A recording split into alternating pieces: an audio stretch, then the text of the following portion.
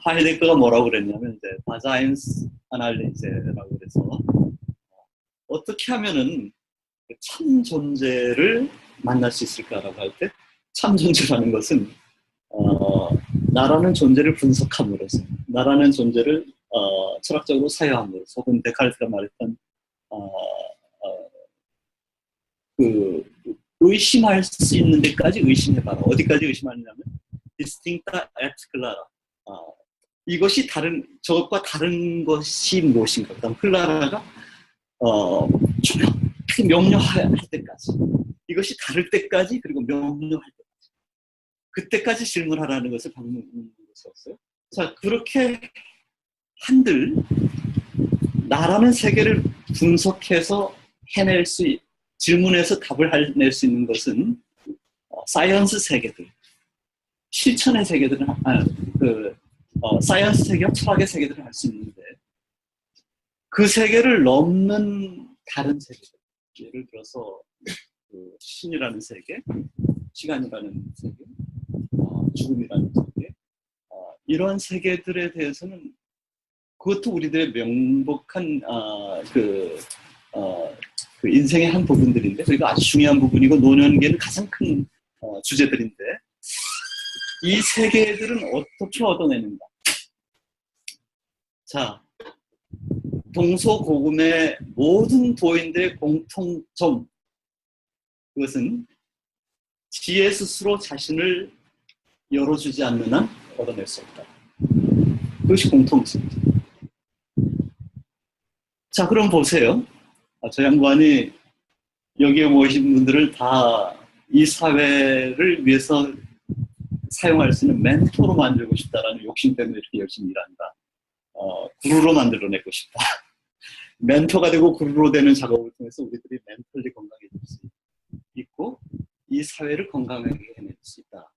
내 뇌를 건강하게 할 뿐만 아니라 이 사회의 다른 구성원들에게 도움을 주는 건강함을 나눌 수 있는 선교사들이 될 수 있다라고 얘기를 했는데, 저거는 그것은 지혜의 세계들에 관한 것이고, 지혜가 지혜님이 자신 스스로를 열어 보이지 않는 한은 알아들을 수 없다라고 하는 거, 이것도 다른 유의 사기 모임 아니겠는가? 맞습니다. 그런데 누구한테 이 지혜는 열어 보이는가? 질문을 가진 자. 그 다음, 질문을 가질 뿐만 아니고 질문에 대해서 포기하지 않고 찾아 나선 사람들. 아니, 이것을 받아내. 자, 질문을 가진 자들을 많이 찾아낼 수 있고, 질문을 포기하지 않고 찾아 나선 사람. 그 다음 세 번째 아주 중요한 것이죠. 이 질문에 대한 답을 가지고 나뿐만 아니고 이웃을 위해서 사용하려고 하는 태도를 가진 사람. 여러분들 나이가 들고 노인이 되면 왜 우울증이 걸리냐면 리비도가 철수되기 시작하니까, 리비도라는 것은 생에 대한 에너지예요. 리비도가 철수되기 시작하니까 그 리비도가 어디로 가느냐면 나로 가요. 나의 어디로 가느냐면 나의 몸으로 가다 보니까 뇌라는 것이 이상해요. 그 집중력을 요하는 코르티졸이라는 호르몬은 과도하게 분비되면은 몸으로 가서 몸을 피곤하게. 스트레스가 과하잖아요.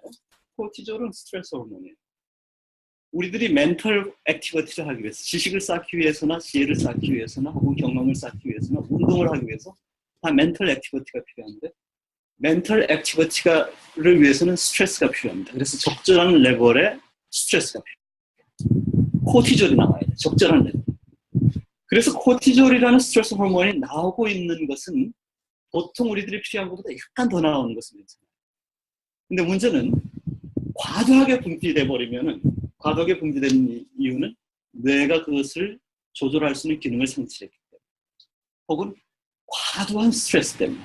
이것이 과도하게 분비돼 버리면 이것은 아까 말했던 히포캠퍼스, 세마로 가지 않고 몸으로 가서 우리 몸을 피곤하게 만들어요. 그러면은 노인들은 인생을 살았고 이제 허무하고 죽어가는 사람들이 주변에 많다 보니까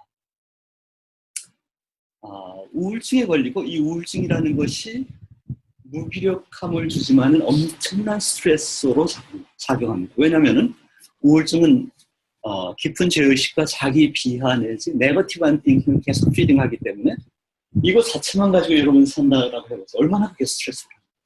그러니까 노인들이 불필요하게 예전에 젊었을 때 그런 코티졸을 사용했다 하면 전부 다 하버드 갔을 텐데 정작 좌절이 돼서야 그 이상의 코티졸이 나와버리니 노인들이 전부 무기력증에 걸리고 더 피곤해지다 보니까 몸을 사용할 그 기력이 낮잖아요. 노인일수록 몸을 사용해서 건강을 연장해 나가야 되고 힘들어졌단 말이에요. 다 하는 말이 내 나이만 돼 보십시오. 아이고 다 그런 얘기를 해요. 저도 할 말이 없어. 그 나이가 안 되고 왔으니까. 자, 그런데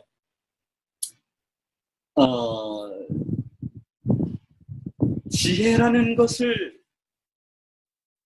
그러므로 여러분들이 지혜를 이웃을 위해서 사용할 기력이 없이 나의 무기력감으로 내 스트레스 호르몬들이 사용이 되고 그러므로 우울증 호르몬들이 수없이 나오고 뇌 속에 노에프네프린이라든지 이런 아주 네거티브한 호르몬들, 뇌를 죽이는 호르몬들 우리들을 침범해 들어가기 시작하는데 당연히 치매가 빨라지고 기억력 상실이 빨라지고 무기력증이 빨라지고 우울증이 활성화돼서 그것 자체로 죽어버립니다. 우리가. 이유는 뭐냐면은 이 죽음의 본능이라는 것, death instinct라는 것 자체가 이웃을 향해 나가지 않고 나를 향해서 나가기 때문에. 자, 아까 제가 그랬어요. 지혜는 질문을 가진 자만이 내게 선물해. 넘버 2로 뭐라고 그랬어요? 질문을 가지고 끝까지 찾는 자에게 온다. 그 다음에 이 지혜는 깨우침을 나를 과시하고 나를 위해서만 몰래 쓰려는 사람들에게 결코 그 지혜가 자신을 드러내지 않아. 그 지혜는 이것을 이웃을 향해서 사용하려고 하는 자에게 드러내. 지혜는 알아요. 지혜는 마치 생명, 살아있는 존재 같아요. 지혜는 과학적으로 분명해낼 수는 없지만 이미 인생을 산 많은 지혜로운 현인들이 우리들에게 남겨놓은 것이에요. 지혜의 스승들이 일생을 통해서. 뭐 석가모니도 그런 분이고, 뭐 예수라는 분도 그런 분인지 잘 모르겠어요. 그런 분들이고, 뭐 율곡도 그런 분이고, 최근에는 김성호도 그런 분 중에 하나라고 몇 분이 그러던데 믿지는 마세요.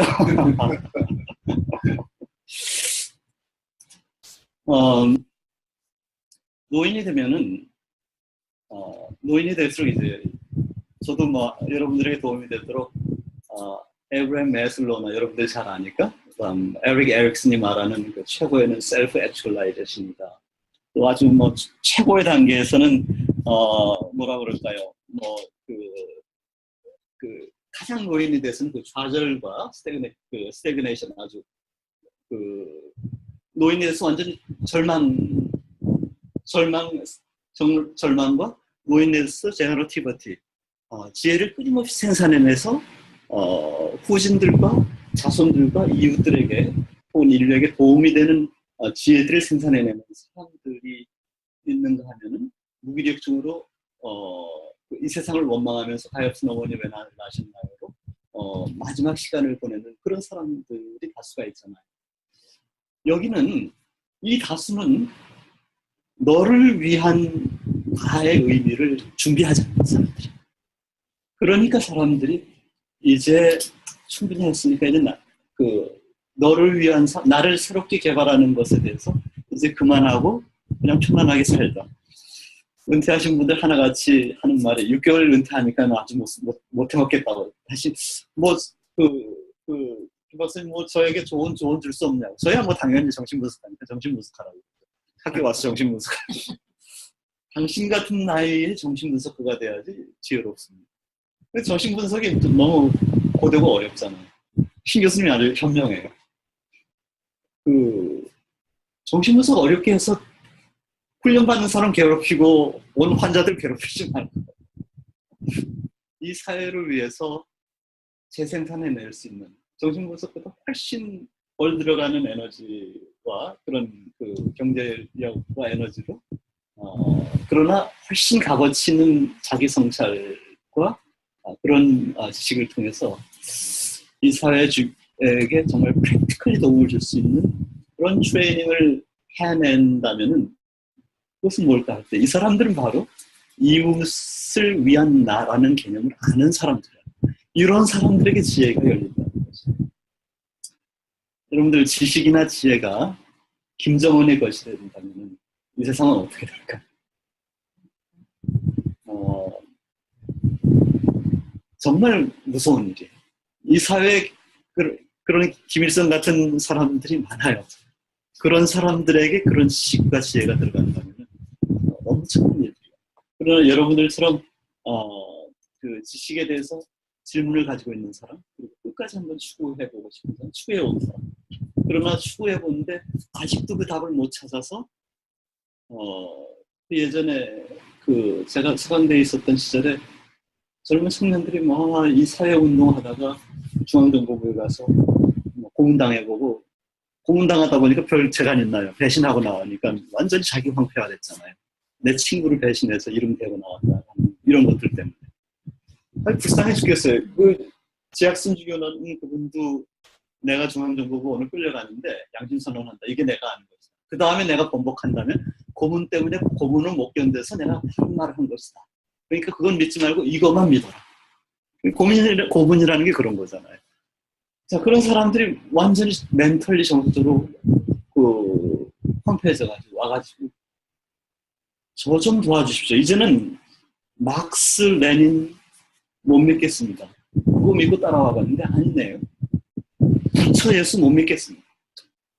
근데 당신은 뭐가 있어서 그 길을 가지 않았습니까? 나 좀 도와주십시오.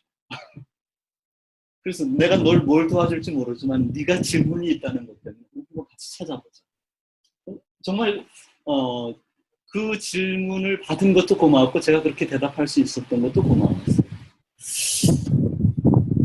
이 세상에서 인생을 여러 번 정도 살았다면 여기에 목사님들도 서너 분 계시고 나름대로 이제 큰 무리 없이 살면은 소셜 시큐리티 나와서 그럭저럭 이제 크게는 안 살아도 무리만 하지 않고 실패만 하지 않는다. 또 한 번 사기꾼한테 속지만 않는다면 나는 이제 그냥 1,500불, 2,000불이라도 난 얼마든지 강하게 살 수 있어 라는 태도까지 가시는 분들 여기 반 이상 정도는 앉아 계실 거고 저도 그 중에 하나입니다. 자, 그런데 거기에 한술만 더 떠서 내가 비록 지금까지 이렇게 살았다 할지라도 이제부터 내 질문은 life for others라는 거. 나라는 존재가 너에게 유익함으로 사용되는 존재이기. 그래서 내가 너에게 이래라 저래라라는 잔소리하고 가르쳐 주려는 얍삭하고 철부지 스승 말고 정말 값어치 있는 멘토로서의 역할을 하는 어떨까. 제가 한국에 가다 보니까 우리 한국이 무엇을 배고파하는가. 왜냐하면 어느 책 서점에서 저에게 책을 써달래요. 그래서 사실 써달라는 것은 한 10년 전인데 지금까지 못 써주고 있어요. 하는데 그 책 출판사분에게 물어봤어요. 사람들이 원하는 걸 써야 되는데 나는 내가 가진 걸로 써야 되는데 사람들이 원하는 거 요즘 주제가 힐링입니다. 근데 힐링도 너무 많이 사람들이 써먹어서 조금 다른 차원의 전문적인 힐링에 대해서 좀 써줄 수 있느냐고. 그래서 나야 할 수 있는 건 전문적인 것밖에 없으니까 해봅시다라고 하는데 안 써져요. 제 손에. 안 써지고 쓰려고 한 번 했더니 시만 써져요. 그래서 시 쓴 지 한 6, 7년 됐는데 제 평생에 그런 전문 서적은 제가 읽고는 아닌 것 같아요. 그래서 좀 지혜로운 시를 써서 사람들에게 좀 나눠줄까 하는 생각은 했어요. 자, 그런데 우리 사회를 보니까 쉽게 말해서 법정 스님 돌아가시고 김수환 추경 돌아가신 다음에 함석홍 옹이라는 분도 있고 옹해한지 옹인지 잘 모르죠. 돌아가시고 이런 분들이 돌아가신 뒤에 이 사회 멘토가 없어요.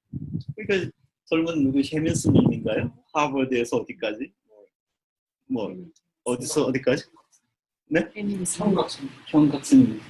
혜민 스님도 좋고 형각 스님도 다 좋습니다. 아주 좋으신 분들.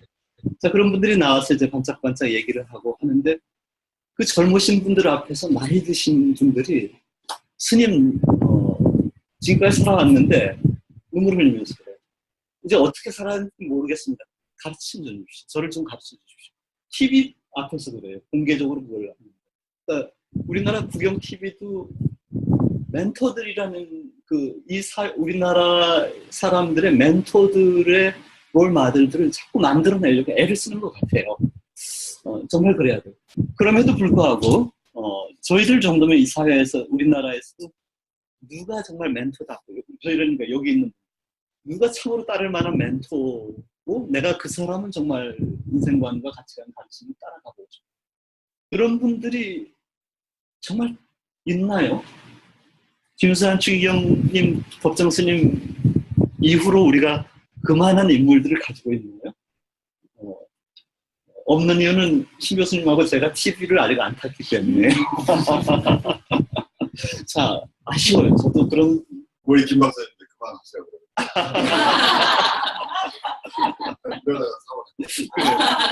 이 부분은 편집 좀 해주세요. 자, 금방 끝낼게요. 자, 그러다 보니까, 힐러라는 것을, 힐링을 자꾸 얘기하는데, 사실 그 긴저에는, 우매한 백성들이라고 그러면 좀 우습고요. 간절한 백성들이 매지션, 요술가를 원하는 거예요. 짱 한마디로 내 문제를 확 뚫어서 해결해 줄 수 있는.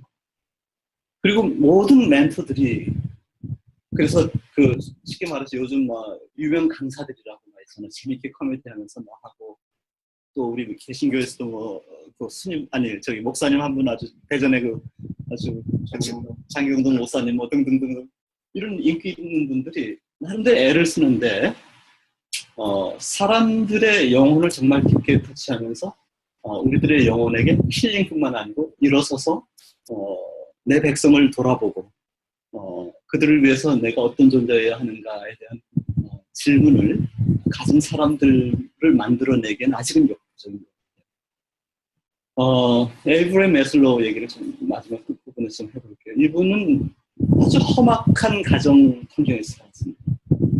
엘콜릭 아버지, 우울증 어머니.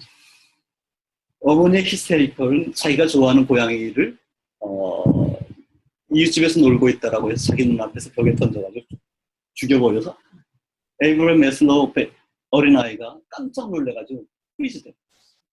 근데 어떻게 해서 공부를 해서 박사가 됐어요. 브루클린을 지나갔는데 2차 대전 당시에 음악 소리가 나서 그 흉진에 멈춰버렸어요. 근데 지나간 사람들이 1차 대전을 통과했던 베테런스 그리고 out of tune, 튠도 안 되는 나팔을 불어가면서 걸어가는 그런 모습을 보면서 미국의 현재, 다시 말하면 1930년대 공황을 지나고 1945년 그 즈음에 미국의 정서적인 방황, 그리고 전 세계에 획기적으로 불어오는 그 실존주의라는 그 공허함과 고독이라는 그 주제에 인생 허무하다, 인생 나띵이다, 생명이 무엇인가, 삶이 무엇인가, 인생이라는 것은 죽으면 물건으로만 남고 생명은 어디로 가는지 모른다. 이런 허구주의적인 질문만 난무하던 그 시절에 미국도 그런 모습을 보면서 이분이 알 수 없는 눈물을 펑펑 흘려요. 왜 흘렸는지 이유도 몰라.